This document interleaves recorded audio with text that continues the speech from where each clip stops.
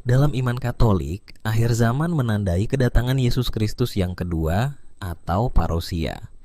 Pada saat itu, rencana keselamatan Allah akan mencapai puncaknya. Semua orang mati akan dibangkitkan, dan setiap manusia akan menghadapi penghakiman terakhir, di mana perbuatan baik dan buruk mereka dinilai oleh Allah.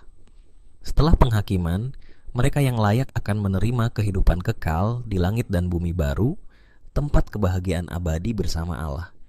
Semua ini didasarkan pada kitab suci, tradisi suci, dan ajaran resmi Gereja Katolik. Kedatangan Kristus yang kedua atau parousia adalah keyakinan penting dalam iman Kristen. Gereja percaya bahwa Yesus Kristus akan kembali dengan penuh kemuliaan, seperti yang dijanjikan dalam kitab suci. Pada saat itu, Ia akan menghakimi orang yang hidup dan yang mati, memisahkan mereka berdasarkan perbuatan dan iman mereka. Kedatangan ini menandai pemenuhan janji Allah dan menjadi harapan akan kehidupan kekal bersamanya di dalam kerajaan surga. Dalam keyakinan Kristiani, diyakini bahwa Kristus akan datang kembali dalam kemuliaan untuk menghakimi orang yang hidup dan yang mati.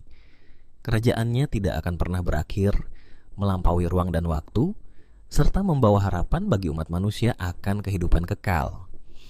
Pernyataan ini menjadi inti iman, menegaskan keyakinan akan keadilan ilahi dan kemenangan kasih Allah yang abadi atas segala sesuatu, sebagaimana tercantum dalam Syahadat Nikea Konstantinopel. Kebangkitan badani merupakan keyakinan bahwa pada akhir zaman, semua orang akan dibangkitkan dari kematian. Orang-orang yang hidup benar akan menerima kehidupan kekal sebagai anugerah, sedangkan mereka yang menolak kebenaran akan menghadapi kebinasaan yang kekal. Konsep ini ditegaskan dalam kitab Yohanes dan Korintus, menekankan bahwa hidup tidak berakhir di dunia ini saja. Inilah harapan iman, tubuh akan dibangkitkan dan kehidupan abadi menanti setiap manusia. Pada saat penghakiman terakhir, seluruh umat manusia akan dibangkitkan dan dihadapkan kepada Kristus. Setiap orang akan dimintai pertanggungjawaban atas hidupnya, baik iman maupun perbuatan kasih yang telah dilakukan selama di dunia. Tidak ada yang tersembunyi, semua perbuatan, pikiran, dan niat akan terbuka di hadapan Tuhan. Kristus akan memisahkan mereka yang telah hidup dalam kasih dan iman dari yang menolak kebenaran, memberikan upah kekal kepada yang setia, dan keadilan bagi semua.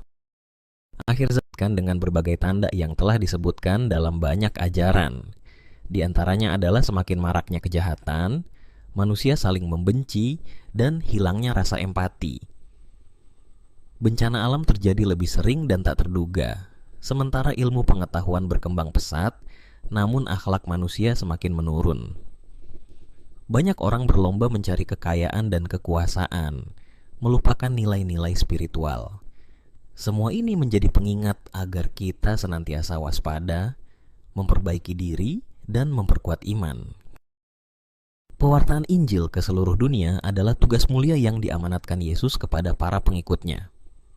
Dalam Matius 24 ayat 14, Yesus berkata bahwa Injil kerajaan akan diberitakan ke seluruh dunia sebagai kesaksian bagi semua bangsa, dan sesudah itu barulah tiba kesudahannya. Pesan ini menegaskan pentingnya membawa kabar baik tentang kasih, pengampunan, dan keselamatan kepada setiap orang, tanpa memandang suku, bangsa, atau bahasa. Pewartaan ini menjadi panggilan bagi setiap orang percaya untuk terlibat aktif dalam menyebarkan harapan dan kebenaran. Kemurtadan besar yang disebutkan dalam 2 Tesalonika 2 ayat 3 adalah peristiwa di mana banyak orang akan meninggalkan iman mereka menjelang kedatangan Kristus yang kedua. Ini merupakan tanda bahwa masa-masa akhir sudah dekat, di mana kebenaran akan ditinggalkan dan kebohongan akan diterima luas. Fenomena ini menjadi peringatan bagi setiap orang percaya untuk tetap teguh dalam iman, waspada terhadap ajaran sesat, dan berpegang pada kebenaran firman Tuhan. Dalam surat 2 Tesalonika 2 ayat 4, digambarkan tentang sosok yang akan melawan dan meninggikan diri di atas segala sesuatu yang disebut Allah atau yang disembah. Ia bahkan berani duduk di bait Allah dan menyatakan dirinya sebagai Allah. Kedatangan antikristus ini menjadi tanda utama sebelum hari Tuhan tiba, menandakan masa-masa penuh penyesatan. Pengikut Kristus diingatkan untuk waspada agar tidak mudah terpengaruh oleh tipu daya dan kekuatan yang menyesatkan. Dalam beberapa tahun terakhir, penganiayaan terhadap gereja dan umat Kristen menunjukkan peningkatan yang mengkhawatirkan, baik secara global maupun di Indonesia. Data dari Aid to the Church in Need UK pada November 2022 mencatat penindasan terhadap umat Kristen meningkat di 75% negara yang disurvei. Di Indonesia, kasus terbaru terjadi di Medan dan Tangerang Selatan, di mana terjadi kekerasan terhadap satpam gereja dan jemaat saat ibadah. Peristiwa ini menegaskan pentingnya menjaga kebebasan beragama dan keamanan bagi seluruh komunitas. Di zaman akhir, manusia akan menghadapi krisis moral dan sosial yang semakin nyata. Mereka akan mencintai diri sendiri dan uang, menjadi sombong, suka membanggakan diri, dan tidak taat kepada orang tua. Sifat tidak tahu berterima kasih, tidak peduli pada agama, serta kejam dan suka menjelekkan orang lain akan semakin meluas.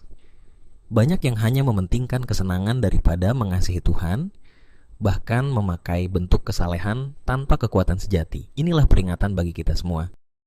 Tanda-tanda kosmis yang disebutkan dalam Matius 24 menggambarkan peristiwa luar biasa yang akan terjadi menjelang akhir zaman.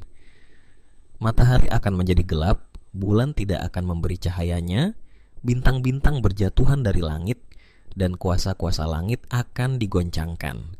Semua ini menjadi peringatan bahwa perubahan besar sedang berlangsung. Melalui tanda-tanda ini, manusia diajak untuk berjaga-jaga dan mempersiapkan diri karena kedatangan anak manusia akan terjadi secara tiba-tiba dan tak terduga.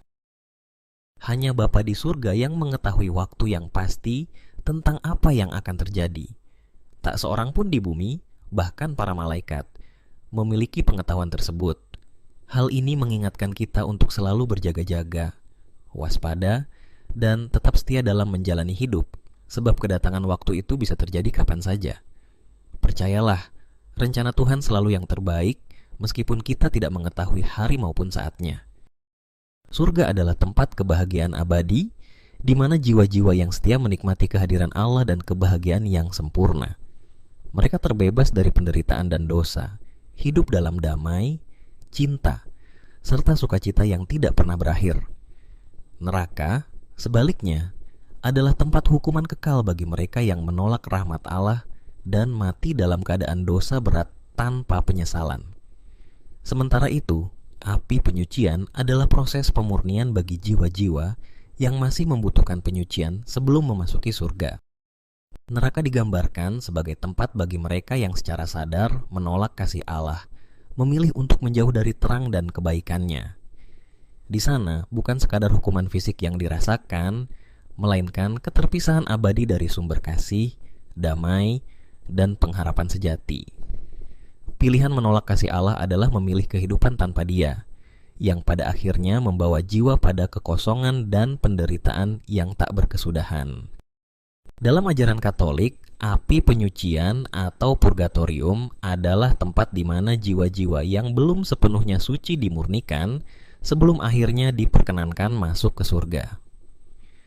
Di sini, jiwa-jiwa menjalani proses penyucian dari dosa-dosa ringan atau akibat dosa yang belum sepenuhnya ditebus semasa hidup. Tujuan utama dari api penyucian adalah agar setiap jiwa menjadi layak untuk bersatu dengan Tuhan dalam kebahagiaan abadi di surga setelah melalui pemurnian yang penuh kasih. Akan tiba saatnya ketika segala sesuatu diperbarui, di mana langit dan bumi yang lama berlalu, dan hadirlah ciptaan yang baru. Dalam dunia ini tidak ada lagi duka, tangis, atau penderitaan. Allah sendiri akan tinggal bersama umatnya, menghapus setiap air mata, dan menghadirkan damai yang kekal. Semua yang lama telah berlalu, dan kini segalanya menjadi baru, penuh harapan dan sukacita yang abadi di hadapannya. Iman Katolik mengajarkan bahwa akhir zaman merupakan saat penggenapan janji keselamatan Allah, bukan sekadar kehancuran dunia. Pada saat itu, Allah akan membarui segala sesuatu dan umat beriman akan hidup dalam kemuliaan bersamanya untuk selamanya. Karena itu, umat Katolik diajak untuk senantiasa hidup dalam pengharapan, menjaga iman, dan mempersiapkan diri dengan penuh kesetiaan dalam menyambut kedatangan Kristus yang akan datang.